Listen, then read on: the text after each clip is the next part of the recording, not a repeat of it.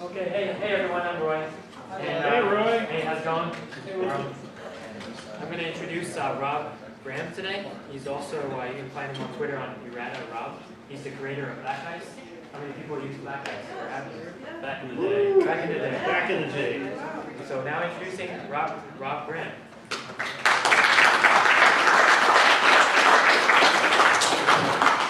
Thank you very much. Today I'm going to talk to you, it's not really about cybersecurity in fashion, it's about economics. And one of the struggles we have is talking to executives. How many people here have trouble talking to executives and business people? Okay, so most of us. So my goal here is to take something that the executives know, the executives think about, which is economics, and then work backwards to cybersecurity. So that when we talk to them, we can talk with the same language. So we have this frustration that they don't know our terminology, so I thought it'd be a good idea to sort of help them, or to teach ourselves their terminology. And the inspiration for this, by the way, is a series of books called Freakonomics by some economists that take economics and apply it to real world situations like drug dealers and prostitution and teaching and so forth. So I take that same sort of approach and apply it to cybersecurity. So here's our typical conversation with an executive, where we tell them they need a firewall. They say, well, why do I need a firewall? And we say, well, because if you don't have one, you'll be insecure. And they say, okay, so if I buy a firewall, then I'll be perfectly secure, right? And we go, well, no, not really. It's, perfect security isn't impossible, blah, blah, blah, blah. So they come back and they say, well, then why do I need a firewall? And we don't really have an answer at that point, other than saying things, well, it's the right thing to do, and that sort of thing. So what I'd like to do is be able to talk economics to them and tell them in economics terms why they need a firewall. So here's our typical sort of thing that we all repeat in cybersecurity. If you spend more on coffee than on IT security, then you will be hacked, the more you deserve to be hacked. But this idea of that there's a moral imperative for cybersecurity is something that executives don't understand. They just want to know dollars and cents. So this starts to become a very irrational thing for us to say to our bosses and our bosses' bosses and the CEO. And here's another good example I like.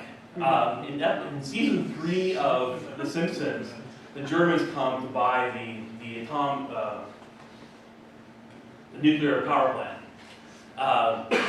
And so Homer's there in the break room chatting with his friends and stuff, and the new German owners come on by, and he wants to look important. Like he's doing something, like he's actually not a useless employee. So he said, hey, you, stop being so unsafe. Hey, Smitty, safe it up. And that's what our organizations are sort of filled with. There's a lot of security homers in our organizations who don't really know security or much of anything other than they can say things like, hey, safe it up. So when our German owners come on by to our companies, we need to have something a little bit more logical to say to them. So what this is imagine that I'm a professor, that we're at a university. Just imagine we're at a university. Now I'm in front of the room. Just imagine where they are. And so what I'm going to do is give a small class on Economics 101. And of course, hinged by the fact that I'm really talking about cybersecurity. So a lot of us have this misconception about economics, that when we say the economics of DDoS, for example, what we're talking about is dollars and cents, how much it costs, how much they earn, that sort of thing. That's not really economics, that's business. So when we think economics, it's not about the flows of money necessarily, it's about something else. We'll get to that. People have talked about economics before within cybersecurity. And the biggest thing they talk about is this idea of tragedy of the commons. That, for example, no one pays attention to cybersecurity, so therefore worms ravage the internet, take on the internet. So even if you're secure, the internet's still down for you. And that's really a tiny part of economics. So most of what I'm talking about is not the tragedy of the commons. Another question people have about economics is that's about politics. So here's how you annoy an economist, is you ask them about jobs. Because that's what politicians talk about, is how do we do jobs? How do we improve jobs in that economy? That's kind of like talking to an astronomer and asking them and telling them, hey, I'm Sagittarius. It's a really good way to So here's what economics really is a science. Is what economists do is they measure things. Which is kind of annoying because in the old alchemy version of science, we wanted to know how to convert lead into gold. And those are the questions people asked, and we never got an answer to that. But when we stopped pursuing that objective and just say, hey, let's start measuring things, let's create theories, let's test them, let's prove them, then we found lots of interesting answers that weren't involved with gold, but were everything else, like computers. So that's what economics is that the answers you want, it doesn't really give you, but it gives you a lot of other things that you didn't really ask for. So here's the book's Freakonomics. One of the cool things about Freakonomics, one of the stories they tell, is how we know that there's cheating in sumo wrestling. In sumo wrestling, we look at the stats, we measure the stats. And we notice that when a sumo wrestler didn't need to win a fight because he won 5 out of 6 IDs, so he doesn't care whether he wins or loses the 6th fight, he usually lost. Moreover, they run the numbers, and they found there was trading going on. So the person that they lost to in some later match, 6 months later, they might win. They're more likely to win against that person. So they don't know where the cheating is coming from, but by measuring, looking at statistics, the way that economists would, they can say, hey, we can prove that there's cheating going on in sumo wrestling. So they published this in Freakonomics, and there's a big, it all blew up in Japan, and people came forward and admitted, yeah, there's cheating going on. It was a big thing. So here are 2 books I recommend, and one of the goals of this talk is to inspire you, which is not a good word, but it's not really inspirational, but it's to inspire you to go read some economics books. And one of them I really like is The Armchair Economist, which takes everyday things and explains basic economics. And the other one is Freakonomics, which takes everyday things that are sensational and explains economics. Freakonomics is more fun. I think Armchair Economist is more enlightening. Or go get some college textbooks. And here are 2 college textbooks that I've looked at, and they're both very good. One of the impressions people have about economics is that it's a right-wing conspiracy, because economists don't really like fair trade. They focus on free trade. And there are lots of reasons for that. And so the right-hand book is written by a guy named Paul Krugman, who's very well known for writing a left-wing blog on economics on the New York Times. He's quite famous. He's a Nobel laureate and so on and so forth. So whenever you have this impression that there's like economics is a right-wing conspiracy, Paul Krugman's a good guy to read. I prefer Greg Mankiw's books. He's got these 10 principles of economics, which I'm going to talk about in a little economics 101 talk that's coming up. So I'm going to base my talk on his book. But the contents of both books are essentially the same. So in Greg Mankiw's books, his first principle is that everything we do is a matter of trade-offs. Or phrased better is there's no such thing as a free lunch. And so when we talk to our bosses about cybersecurity, we kind of forget this. We kind of say, hey, there is such a thing as a free lunch. And the theory that we sort of work from is that there's some sort of secret cache of money, like the coffee fund, that's just sort of sitting there doing nothing. And that if we don't use that money to buy more antivirus or a firewall or a Nessus scanner, then we can improve things. Because there's money sitting around somewhere doing nothing that we can use. But this secret coffee fund is a myth. Every dollar and cent in the business is accounted for. And what the CEO sees is everyone's coming to explain to them why they need more money. So the marketing department says we need more money for marketing. If we only had a few more dollars, we could reach this new group of people and we'd sell a lot more and make back the money. Sales says the same thing. Engineering says the same thing. HR says, hey, we provide these more benefits to our employees, they'll stick around longer. So every department has this idea, there's this fund of money sitting around doing nothing, and actually no business runs like that. It's all accounted for. One of the biggest cliches that we have is defense in depth. Whenever we talk to our boss and say, I need more budget, we go to them and say, it's because of defense in depth. We need to have multiple layers, I don't want another layer. But that, to a boss, means nothing, because it's ignoring the trade-offs. And your boss believes that trade-offs exist. So what the boss wants to know is, okay, if we do more, if we buy that necessary scanner, what are we getting rid of? Getting rid of the McAfee antivirus and the gateway scanner, what are we getting rid of? And that's the problem we have and why they don't listen to us, is we don't ever say that. We never go to our boss and say, hey, yeah, we don't really need the McAfee on the gateway, and we don't really need the checkpoint firewall. We never tell them what we need to get rid of, we only ask them for what we need to add. And if you can ever go and say, hey, I've got trade-offs here. I think we can spend, instead of spending so much money here in cybersecurity, I can spend it over here in cybersecurity, then that's something that they will listen to. By the way, attackers have trade-offs too. We had this idea of attackers will do anything possible to crack the password, but they won't. They'll just go to a certain level of effort and go try something else. As we all know, that there's this rubber hose attack that your password can always be grabbed as long as someone's willing to kidnap your children or kidnap you and take a rubber hose to you and threaten you and force the password out of you. So we have some imagination that if only we solve, if attackers are doing phishing attacks against us, if only we solve that one problem, they'll go away. It's not true. They'll go off and try something else. Because they have trade-offs. They can choose other things other than the one thing we're blocking them at. Rangula talked about patching recently. And well, patching is a set of trade-offs. If you patch, if you have auto-install of all patches, take all your Windows desktop and run auto update. That's one set of trade-offs.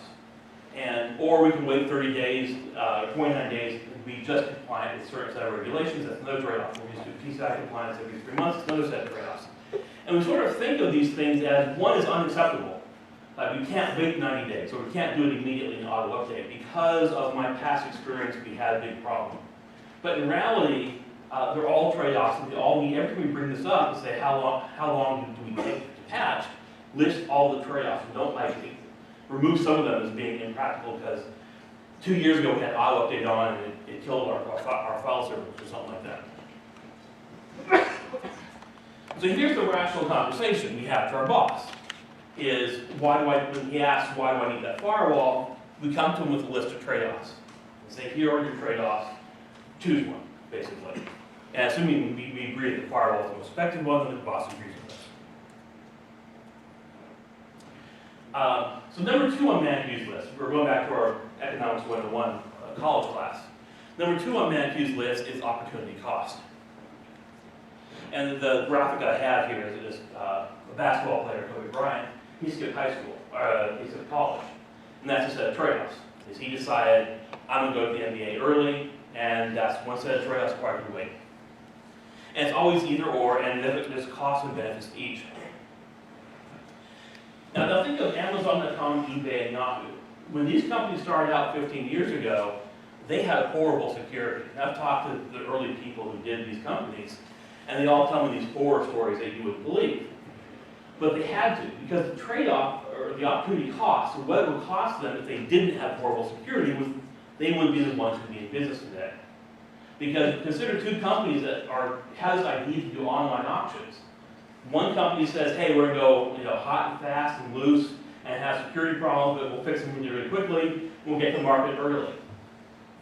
That's eBay. The company who said, hey, we're going to do it right, we're not going to put the website up until everything was done correctly. We don't know that company because they no longer exist. So the trade-offs we have are not just the monetary costs, it's the opportunity costs. What aren't we doing? What could we be doing if only we had, if only we were a little bit lax in security?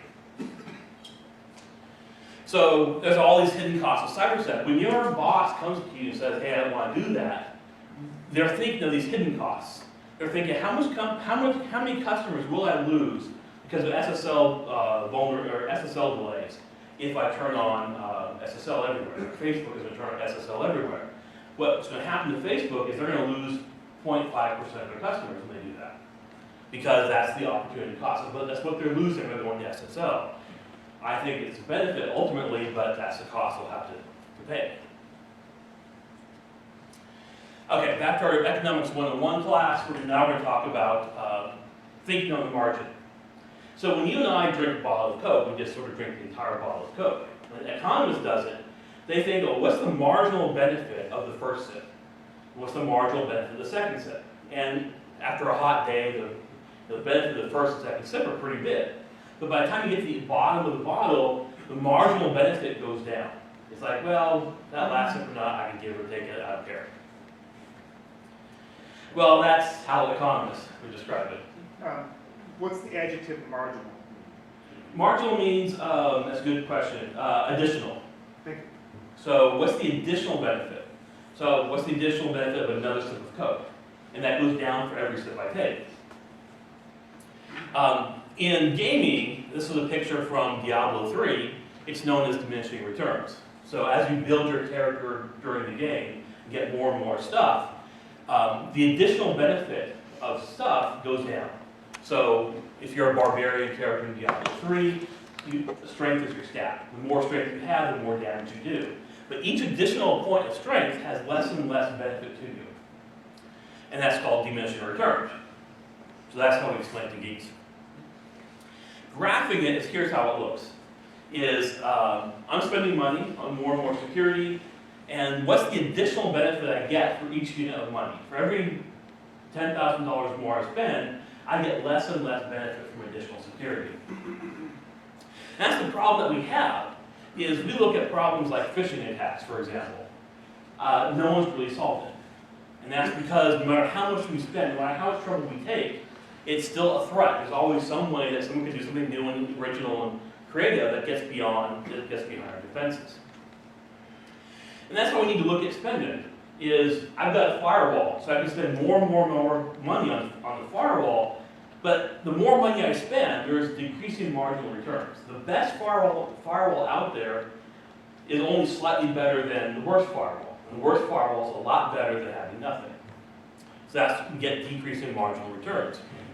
So this is a better way, by the way, to explain something like defense in depth, is instead of putting all your money on the firewall, let's put some on antivirus, some on firewall, some on intrusion detection, some on scanning, and so forth. There's also this idea of hindsight. In hindsight, there's no decreasing marginal returns. We all know what happened in the past.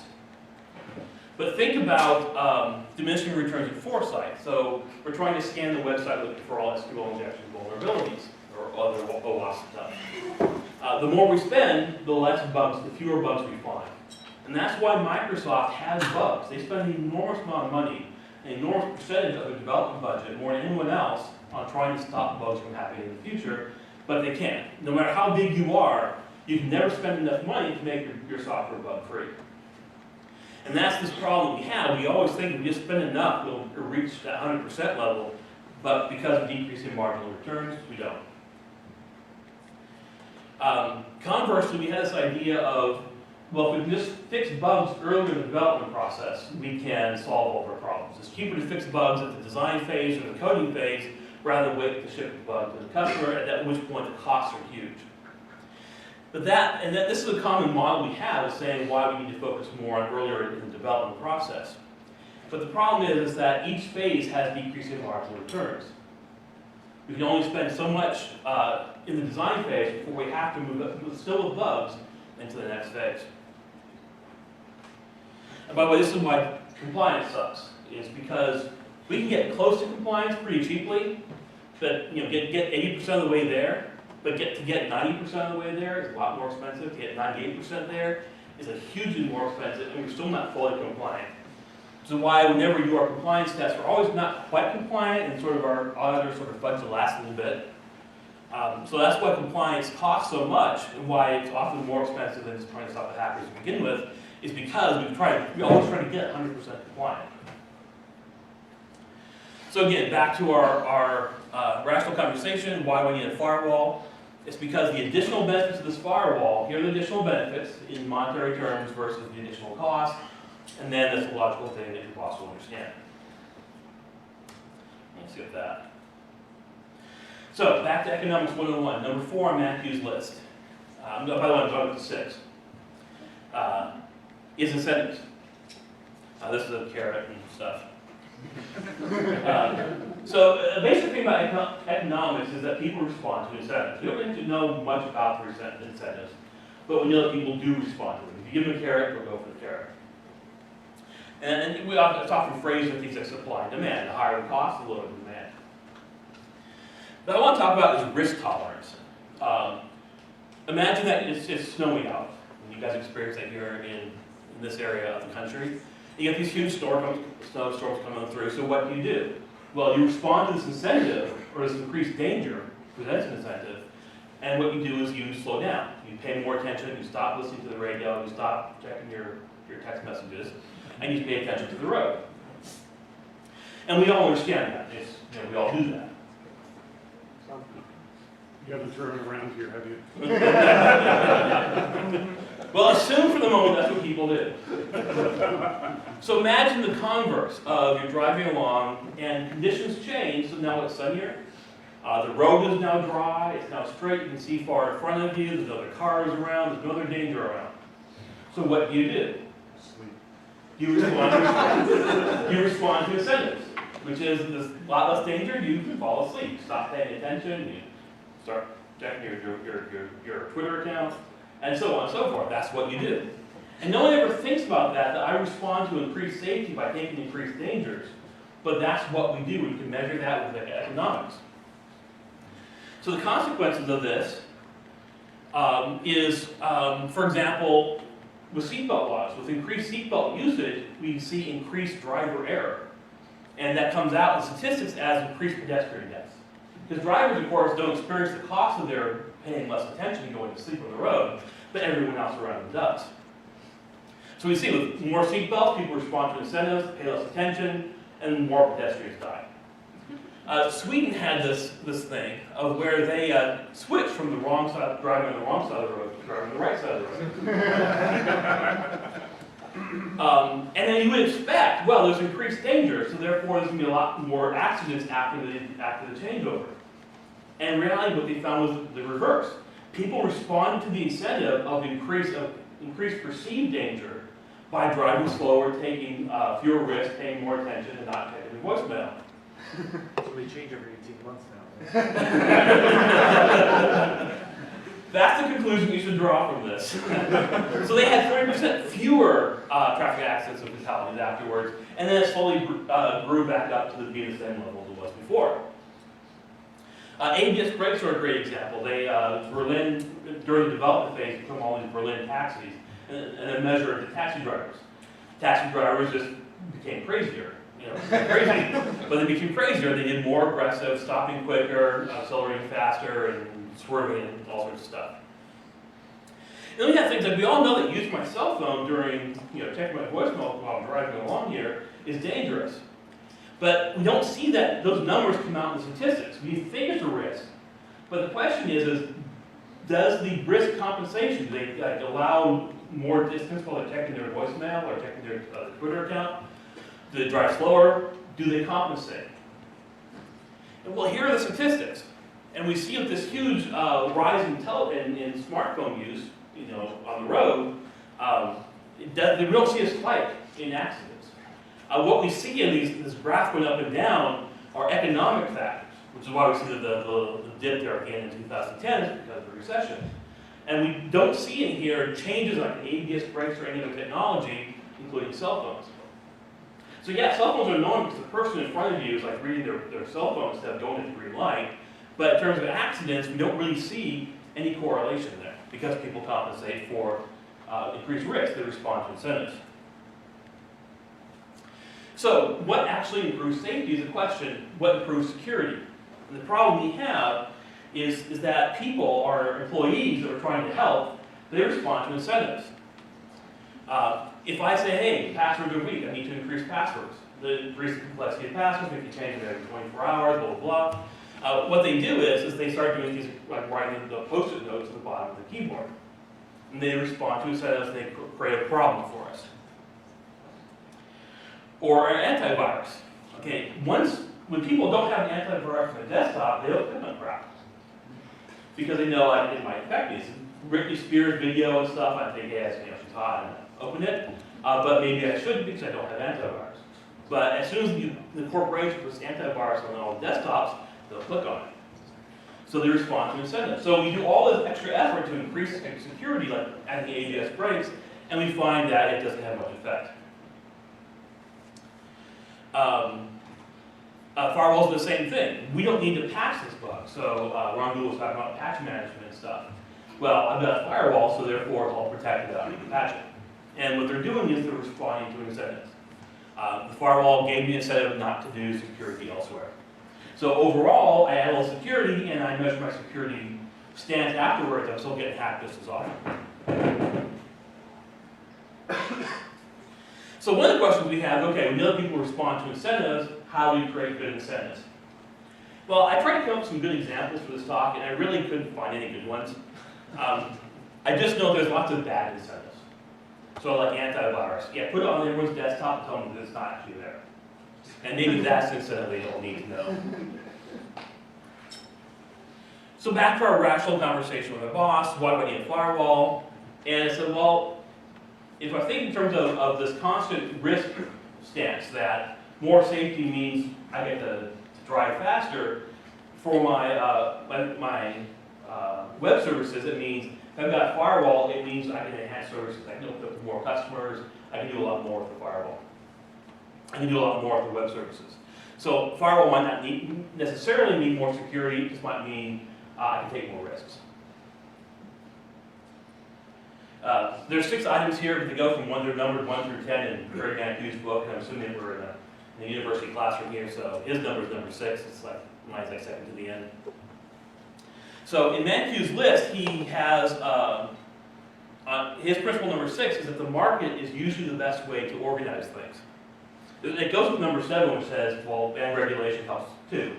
But we're going to focus on number 6 for the moment. And here's a good example. When you go to a movie theater, and you go and you know that it costs them pennies for the popcorn and a few more pennies for the drinks. But they're horrendously expensive. It costs $4. They'll charge you $4 for what costs them pennies. And it really offends us all that they have monopoly control over us because we're in their theater and we can't go anywhere else and we can't bring in our own foods. Therefore, they can jack up the prices. That's really offensive. But here's the thing. At least in most areas of the United States, they don't charge to go to the bathroom. And in Europe, they do. At least all movie theaters I've gone to in Europe, they've always charged to go to the bathroom. And the thing to know about this is that the movie theater owners don't really have a choice. That they have fixed costs of how much it charges, how much it costs them to get the movie, and then show it to their customers. And then they can't choose what customers are willing to pay and not pay. In Europe, they're willing to pay to go to the bathroom. In America, they're not. In Europe, they're not willing to pay so much for popcorn. In America, they are. So therefore, the movie theater owner takes the mix of services and stuff, like parking is often free in malls and in suburbia, bathrooms are free, but they jack up the price of popcorn. And in the end, movie theaters in the United States aren't particularly profitable. Neither are they in Europe. So they're not really making this money that we think that they're making from their jacking up the prices for popcorn, because they have to pay for bathrooms, they have to pay for parking, they pay for a lot of stuff. And that's why that's why economists say the market is usually the best way to organize things, is because instead of working on a theory of how much things ought to cost, it works on the principle of what people are willing to pay for. So how many people here use Wi-Fi? Which is everyone. How many people here have security as their highest concern? You know where I'm going here. Someone can say that. So anyway, so I did this talk. It's been about 10 years now. This was back when web was insecure. I asked them 3 questions. How many rates cybersecurity is the highest concern? Everyone raised their hand because it was a security conference. How many people use Wi-Fi? Everyone raised their hands because everyone uses Wi-Fi. How many people think that their Wi-Fi is secure? Only one guy raised his hand and he uses a VPN over Wi-Fi. So these 3 statements can't all be true. They can't all work that way, because if security is your highest concern and you know your Wi-Fi is not secure, then why are you using it? So something's got to give. And here's the thing about people, they always lie. They don't tell you what they are willing to pay for. You can't measure people that way. You have to measure what they actually pay for. So to measure the security of Wi-Fi, we have to measure people by what they use. And so what we know from people is that minor amounts of convenience are worth the security problems. So convenience trumps security. And we hate that. We hate knowing that. That's what the market tells us. Even insecurity people do this. Our own convenience trumps security in many cases. So one of the things we say in cybersecurity is that, well, the internet's not secure enough. Well, obviously it is. People use the internet every day. Vendors, Visa allows credit cards to be used on internet sites. Obviously, the internet is secure enough for credit card transactions. Even though we're hacking them all day long, we're selling credit card numbers on these underground forums, we're SQL injecting and getting to the database and downloading everything. We know that oh my God, the security is horrible. How can anyone use credit cards on the internet? Well, the market has spoken, it's secure enough. And I point this out because a lot of people don't really get that point of view. Back in the Bush administration, they had a document that said about how to secure cyberspace strategy. And one of the things they said is we're going to rely upon the free market to solve this problem for us. And that misunderstands the free market. But the free market is saying it's not a problem. That's what the free market is saying. You can't have the free market solve the problem if it thinks it's not a problem. So I think this misconception about the free market is a great example to explain what economists say about the free market. By the way, this is how I felt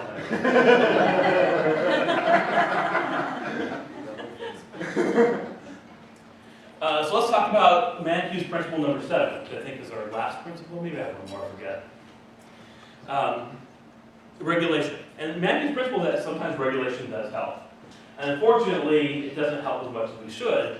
So I'm going to talk more about the problems with this statement, even though it's true, why we can't rely upon it too much.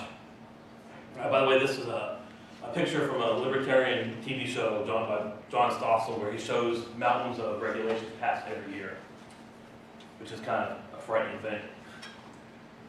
The basic thing we're talking about for regulation is solving externalities, is that my security decisions have an impact on my neighbors. When I don't patch, I get affected by a worm, that affects other people. Or my machine becomes part of a botnet or starts serving malware.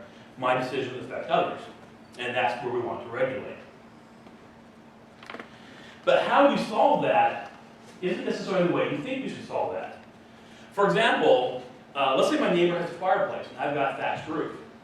My neighbor's decision to have that fireplace and not have like something that controls sparks means sparks come out of his fireplace, land on my thatched roof, and cause it to get on fire. So obviously you think that the regulation should be to stop that guy from having a fireplace, the neighbor from having a fireplace. If I'm having a thatched roof, that's my thinking.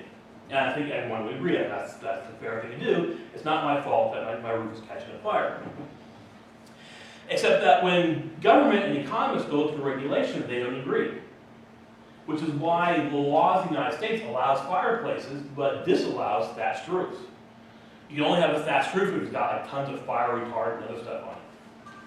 And so what they care about is the end result of what's the least cost way of avoiding this problem. And the least cost way is to put the onus of not having fires on the person with that thatched roof. Because when you think about it, the externality can go both ways. The person with the fireplace causes sparks, but the person with the thatched roof now has a zone around him where you can't have fireplaces, you can't have barbecues, you can't have fireworks, you can't have anything that's potentially causes a fire. So he imposes an externality on everyone else. So when you think about the best regulations for cybersecurity, they're not always orthogonal. They're not always the obvious what's fair, what's right. It's what's best is often something quite different. One of the things we, back 10 years ago, when Microsoft had all the power, these days they don't because they're kind of screwed in the mobile market. But back then, they were everything. And so we said, well, that market power needs to be solved. We need to do something about that with regulation. And we pretty much failed to do that. And there's a great XKCD cartoon. They said, remember back when we all knew that Microsoft needed to be punished? We didn't do that, and then, well, nothing bad happened. And we have the same sort of thing now with Facebook, Apple, and Google, is it seems right that we should punish them for all their wrongdoings. But in the end, 10 years from now, it's going to be some other company that's going to be the new big thing that we all want to punish.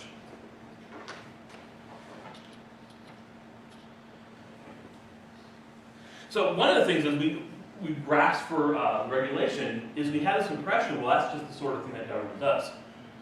We're not quite sure why, or exactly the cost and benefits, but we just sort of assume that's the sort of thing that government should do. Government should regulate cybersecurity because that's the function of government. But this leads to unintended consequences. There was a law passed in Australia that mandated helmets. And a few years later, people ran the numbers and found that it killed people. And the reason it killed people is because people enjoyed riding bikes when there's no helmets. It's out in the sunshine having fun. When they have to wear helmets, it's no longer fun. So they stop riding bikes. Which means they stop getting exercise, which means they start dying from heart disease. So when you run the numbers of how many people were saved by helmets versus how many people died because they were no longer riding bikes, it's a net loss in life. And that's the problem with a lot of regulation, whether it's government or within corporations, is you're not quite sure what the consequences are of what's going to happen. Is that 15 or 5? 15. So another problem is special interests. So here is the cancer deaths and the funding per death that we do for cancer. And if you look here, you'll notice something like breast cancer is we spend $13,000 per person who dies of breast cancer. But if you look at lung cancer, we spend only $1,000. And that's because, well, breast cancer has a lobby and lung cancer doesn't. Same thing with pancreatic cancer. We don't have a pancreatic cancer month. We have a breast cancer month. And why is one death worth more for one person than another person? And the reality isn't. In a fairer world, all these 5 would get roughly equal funding per death of the person who dies, because everyone's life is worth roughly the same. So it's another way of saying is that the squeaky wheel gets the grease. So our regulations, whether it's government or within an organization, a corporation, our rules are often focused by whoever's loudest and whoever promotes their interests the most. And something to fear with regulations is not so much whether it's a good idea, but whether it serves one person more than another. So I kind of rushed through this. So here are the 10, or the 6. Well, there's missing 5. So a great Manku has 10. And there are things like inflation and other stuff I can't correlate with cybersecurity, nor does see a value trying to correlate, try to push the square peg to the round hole. But to review these things, they were, everything's a trade-off. You can't, we don't make a decision alone, like paying more money for cybersecurity means that money has to come from somewhere. There's opportunity costs, because that's not just money that we're sacrificing, it's things like time to market and other things. We think of the margin. It's the additional value of security. So it's not whether that firewall security is or not security, it's about how much more security you can get from it. And the more security you have, especially focused at a certain area, it has decreasing returns. People respond to incentives, perversely. We have this fixed risk tolerance, and if we get more safe in one area, we'll take more risk than another. And that's just human nature. Markets are the most efficient way of doing things, but regulation can help, but not often as much as people think. So that's the end of my talk. Are there any questions? Any discussion? Supposing my firewall is going to cost me $25,000 a year, how do I measure the benefit that I'm getting into dollars for having a firewall? So what feature of the firewall do you really, really like? Say it blocks unwanted ingress into my network. Okay, so a Linux system for free will do that. So the question is, what marginal feature of the firewall you're paying $25,000 a year for? What additional feature beyond just the free stuff or the cheap stuff are you getting? And that's the question you need to ask. Now, the answer, by the way, for a lot of us is, well, I can put this on my resume, I'll go get a job, I'll earn more. But from a security point of view is, what additional feature do I get from that firewall? And the thing is, what additional feature do I get there, or can I spend that money better off, let's say, more antivirus licenses or something else? Can I turn your presentation back on you? The Linux box isn't free. You get overhead configuring and managing and all that, so. Yeah, if you can just leave, please. I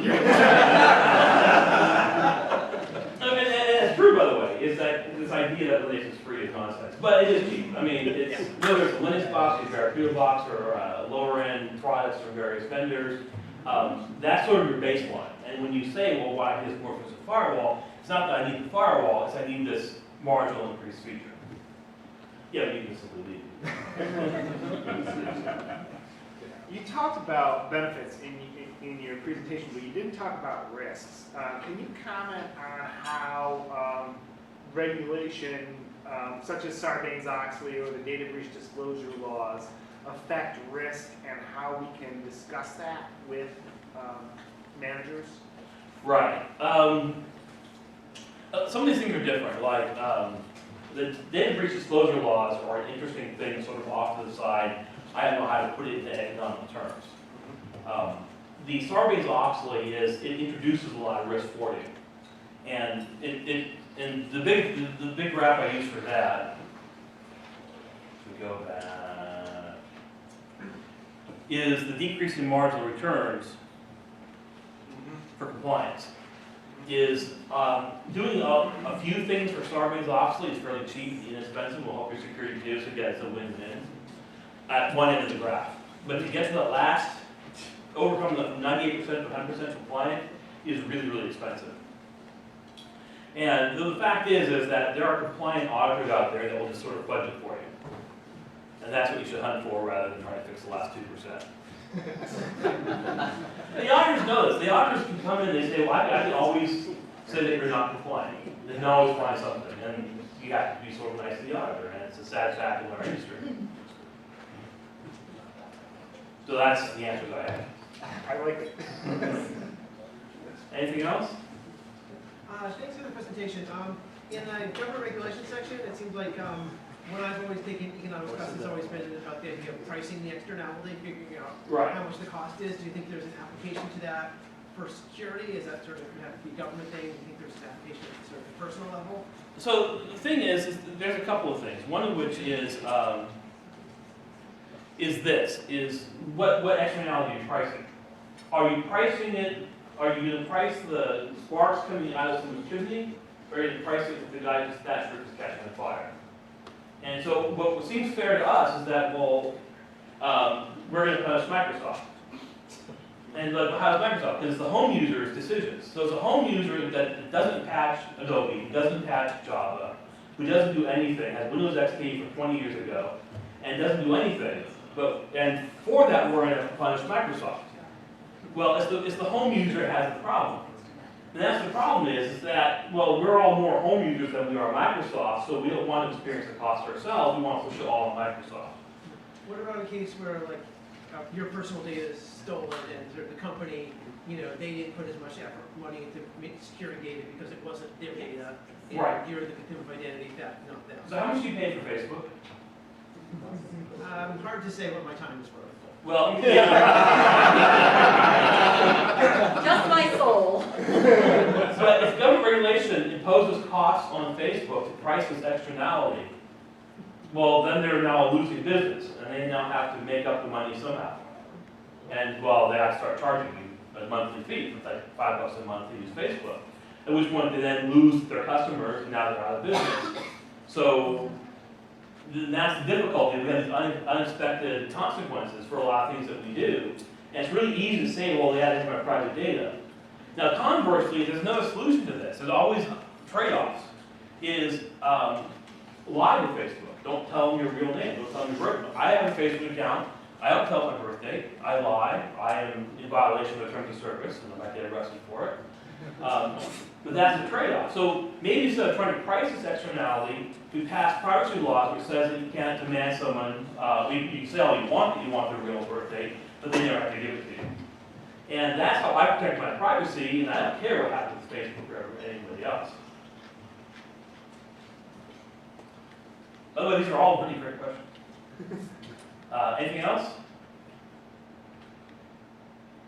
Well, I guess we're done. And then the next talk, I guess, is the ending talks for the day.